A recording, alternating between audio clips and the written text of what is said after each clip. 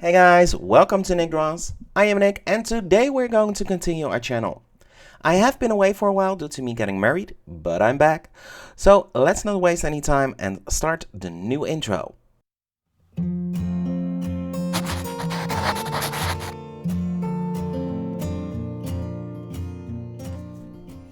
For today's video, we are creating a new creature by combining two existing animals.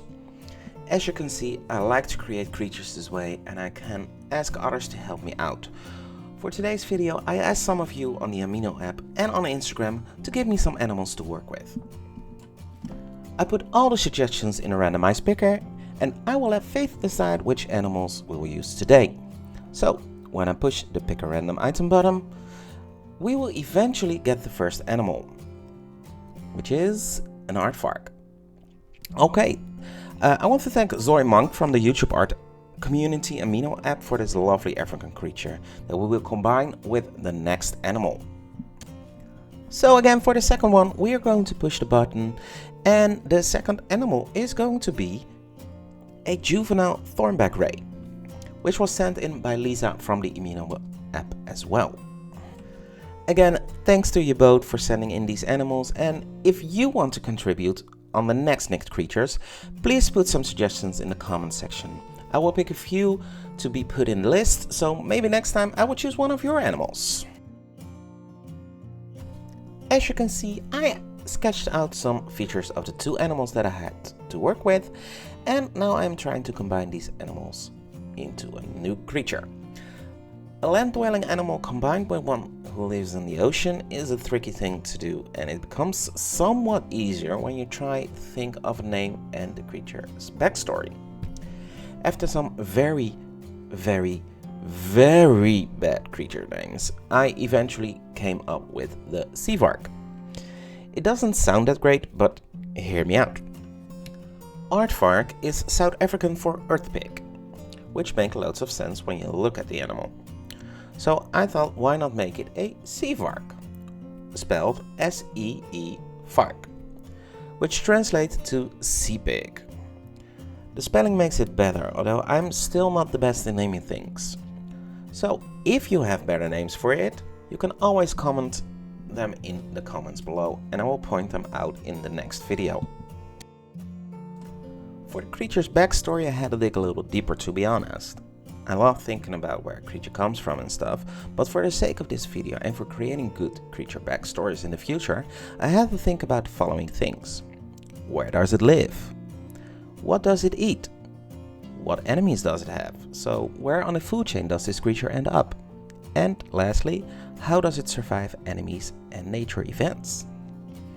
I will try and answer all of these questions during the video to give you a good idea what a Seavark actually is.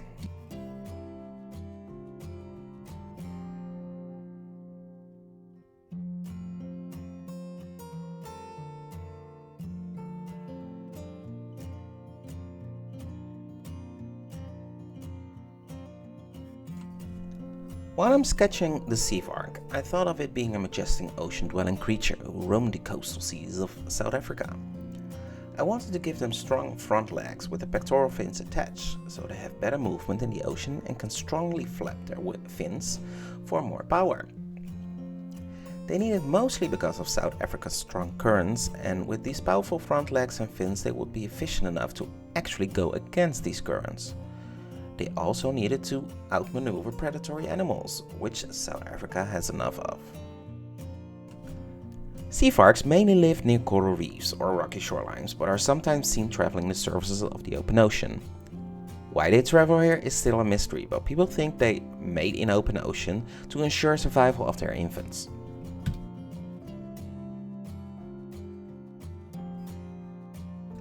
The diet of a Seavark consists of small crustaceans and small fish.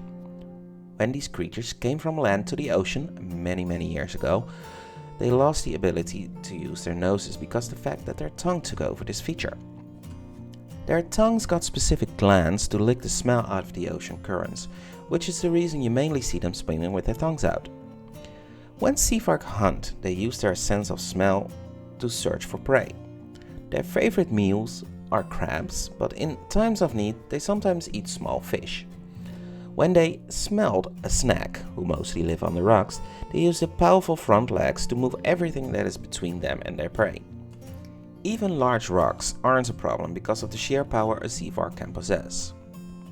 When a crab is hard to get, because it's between a crack in the rocks or something, they use the specially adapted sticky saliva on the tip of their tongue to stick their prey onto it and drag them out.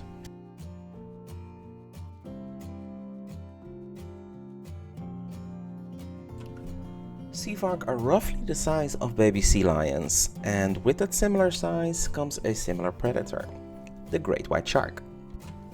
The reef-dwelling sea vark aren't in any danger when they stay on the reef, but the great white becomes a threat when they travel to the open ocean.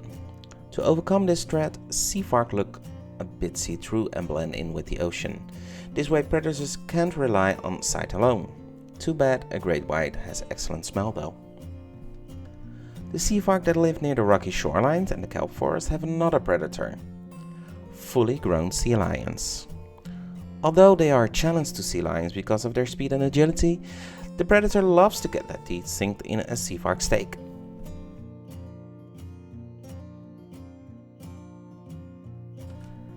As I said, to overcome most predators, they rely on their see-through bodies, but it isn't their only survival mechanic.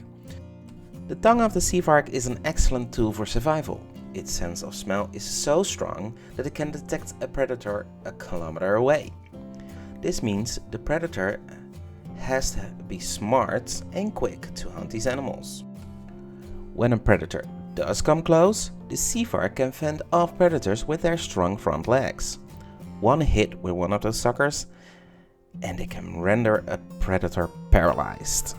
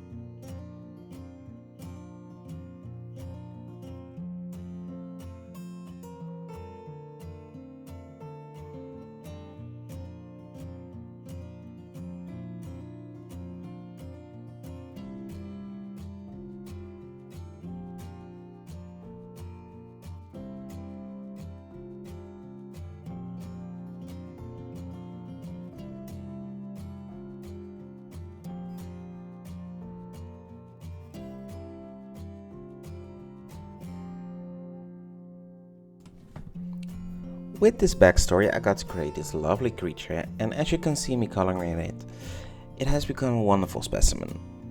I used the Aardvark colors for the base, and with the magic of digital painting I made it a bit see-through. In the end I could have pushed the see-through aspect of the creature, but I think it turned out okay in the final image. For this last part I will let you guys enjoy the final speed paint, and I will see you in the end card.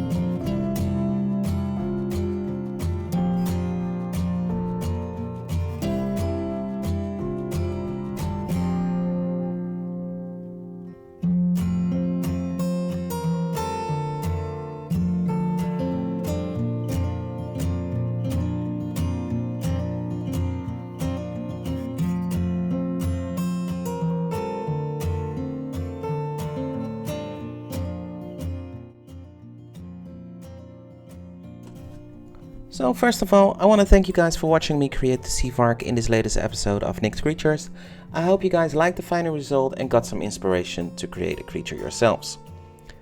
If you would like, post your rendition of the Aardvark and Juvenile Thornback-Ray hybrid on Instagram under the hashtag NICKEDCreatures, and I will pick a few and feature them in my next video.